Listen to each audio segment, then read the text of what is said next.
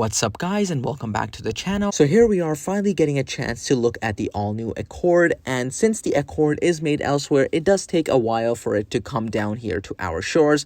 But as always, a massive thank you to the awesome team over at Maple Honda who were quick to let me know that the Accord had arrived so I could make my way down there, get myself behind the wheel, and get some awesome photos to compile a review. So kindly do me a favor, check them out down in the description box below, and with that, let's continue on with the review. For today, I bring you a quick review of the all-new 11th generation Honda Accord. So, right off the bat, who are the Accord's largest competitors? While taking into consideration that the midsize sedan segment has been rapidly declining over the course of the past few years, there are still quite a few competitors out there. Vehicles like the Toyota Camry, the Hyundai Sonata, the Kia K5, the Subaru Legacy, the Nissan Altima, last but not least, the Chevrolet Malibu. Next, let's talk about pricing and trim levels. Obviously, packaging changes do differ based on what region you're in. I'm in Canada, so we'll start with everything the Canadian model has to offer. So in Canada, the new Accord is only available in 3 trim levels. The base is the EX like shown in this video. Next up, we have the Sport, and finally, the range-topping Touring. Pricing-wise, the EX starts at $38,913.50, the Sport is $42,913.50, and finally the Touring tops out at right around $47,000. And mind you that the prices are in Canadian dollars and include freight and PDI. Options-wise, the 3 are pretty similar, with even the EX offering a plethora of standard equipment like push-button start, keyless entry, LED headlights, taillights and turn signals, a remote start system, a fully digital gauge cluster, a sunroof, alloy wheels, and a full suite of driver assist features including blind spot monitoring. Furthermore, if the EX trim isn't stylish enough for you, there is an accessory package known as the Aero Kit, which allows you to spruce up the look of your new sedan for the low sum of nearly 3,000 Canadian dollars. Just an option to consider. Other accessories include rubber floor mats and cargo nets, among other things. In terms of colors, the EX is available in 5, all but meteorite gray metallic being a no-charge color. The color shown in this video is a $300 Canadian upcharge, but does look fantastic under the sun. Across the border, things are a bit different. For one, the Accord is now available with 6 trim levels, 4 of them being solely hybrids. The LX, EX, Sport Hybrid, EXL Hybrid, Sport Hybrid, and finally the Touring. And here's how much they cost. Mind you that the pricing shown is in USD and excludes shipping and handling.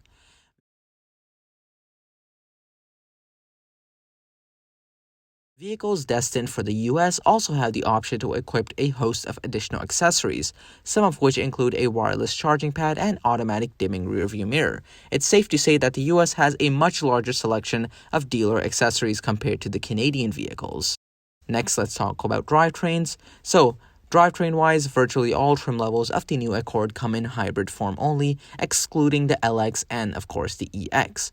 So under the hood, the LX and EX only feature a familiar power plant, the turbocharged 1.5-liter 4-cylinder engine, which produces the same horsepower and torque figure of 192. It's paired with a CVT and sends power via the front wheels. Unfortunately, all-wheel drive has not made it to the Accord just yet. Fuel economy numbers for this drivetrain are as follows, and regular fuel is recommended by Honda. On hybrid models, the drivetrain consists of an electric motor paired with a 2-liter Atkinson cycle engine, pushing out a combined power figure of 204 horsepower, paired to an eCVT with power sent through the front wheels. Fuel economy numbers for this hybrid are as follows, and Honda recommends using regular fuel. A few noteworthy things pertaining to the exterior include these aforementioned LED headlights and scoops in the lower front fascia, which, believe it or not, actually allow air to flow through. Moving on to the side profile, where the Accord still very much retains its fast-pack design, and you would be hard-pressed to tell the two apart. The door mirrors are body-colored and incorporate the amber alert signal for the blind spot monitoring system, and of course on the side you also find this body line running across the side, and of course the standard 17-inch gray alloy wheels which come wrapped around Hankook tires. In the back we find no exposed exhaust pipes or other performance-suggesting credentials, just a full-length light fixture incorporating the array of rear lights. On the the inside, the Accord receives a technological overhaul, ditching things like the push-button shifter and traditional vent design. I find the vent design quite attractive, but others may see it as an eyesore. And now let's talk about how some of the tech-related items function in the all-new Accord. Alright, so here we are inside the all-new Honda Accord, and I'm currently running on reserve battery, so I'm going to give you guys a quick demonstration and features list of everything this new Accord has to offer. So firstly, let's look at the gauge cluster quickly. Here we have the all-new digital gauge cluster. Of course, this is a carryover from the Civic and all preceding Honda models. It is a great display. It's sharp. It shows a little display of your personal vehicle over there. So right now the low beams are on, hence why it's showing the low beams. If I turn them off, that kind of mimics everything you do. Of course, you have your tach on the left and the speedometer on the right. You can customize this display in different ways to show different information about the vehicle. Of course, we have range over there, trip computer, of course, oil life over there, safety support, and yeah, that's pretty much it. So you use this scrolly wheel over here to actually scroll between them, and it actually clicks inside too, so there's not like a custom OK button. In the past, everything would be buried inside the infotainment pertaining to the vehicle, but everything is now here because this is kind of a second infotainment system, if you would. Gauge displays over here. So we have round, which is the traditional look. As you saw before, we had the bar displays with the tach on the left and that on the right. If we go further down, we have round minimal, showing you minimal information. Then we have bar minimal, which again does that.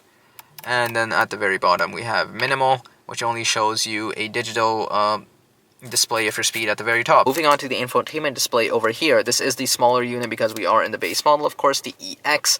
And while it may look kind of drab and kind of small, my favorite thing about the base model system is the fact that you get a tuning knob as well. Of course, on the higher end systems, you get a volume knob with every infotainment out there. On the base trims, we actually have a tuning knob as well, which is kind of nice. Of course, we have shortcut keys at the very bottom.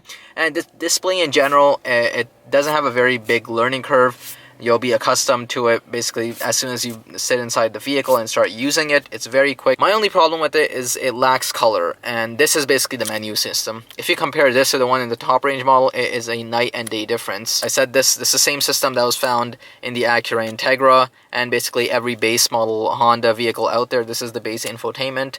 Like I said, easy learning curve, easy to use. Just wish they added a bit more color and made this a bit more inspiring looking. Anyway, moving on down, we have our climate controls over here, all physical, of course, just the way I love it. Of course, we have that tactile feeling of the clickiness, just like other Honda models as well. Heated seats, because there is no cooled seats on this particular model. Unfortunately, what I noticed was there's no USB Type A in here, only USB Type C, which is, of course, what most people use nowadays, and of course it is compatible with the screen, which does support Apple CarPlay and Android Auto. And yes, while we are on the topic of the display, I'll show the backup camera. Of course, you can choose your different views here at the bottom, and of course rear cross traffic alert, you can turn it off or on right from here.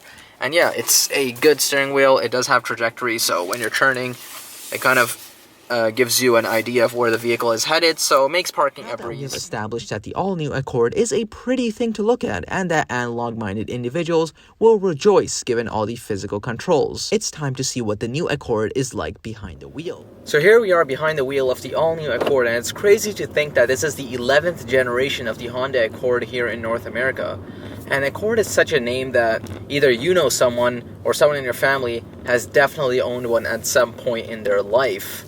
I mean, the Accord nameplate spans back, and it's such a big seller for a reason. It just does everything so well, you know? From a styling point of view, a value point of view, it all just comes together in this wonderful, easy-to-drive, feature-packed package, really. And that's why so many families choose it. A lot of people complained in the previous generation that because of the fastback slope, which aesthetically was very pleasing to look at, but in the back, when there were passengers there, their head, especially for taller passengers, their headroom and shoulder room would be compromised. But with this one, it's slightly longer, and Honda kind of prioritized taller passengers in the back. These things come so feature-packed just from the base model alone nowadays that Honda kind of had to make a jump because there isn't really many features that differentiate the EX and the Sport, and then the Sport and the Touring. Yes, the Sport, I mean, one of the biggest features it gives you, of course, is the large 12.3-inch infotainment display. But apart from that, the only other really big difference is the fact that it's a hybrid powertrain. So that's where your money is basically going towards, the hybrid powertrain. So that's kind of an incentive to jump from the EX to the Sport if that's really something you prioritize. Otherwise, this 1.5 liter engine is perfect. I've always felt that the 1.5 liter engine is really good. I owned a Civic Touring which had a similar engine, the similar 1.5 liter engine as this, and since that vehicle was lighter, it felt really quick on its feet. And I think the 1.5 liter is perfect, not only for pooling around town, but also to deliver perfect efficiency and being adequately powerful to get you through your everyday tasks and errands. Now on to the big debate, the controversial debate, which is the CVT transmission. Yes, those three dreaded letters which everyone loves to hate.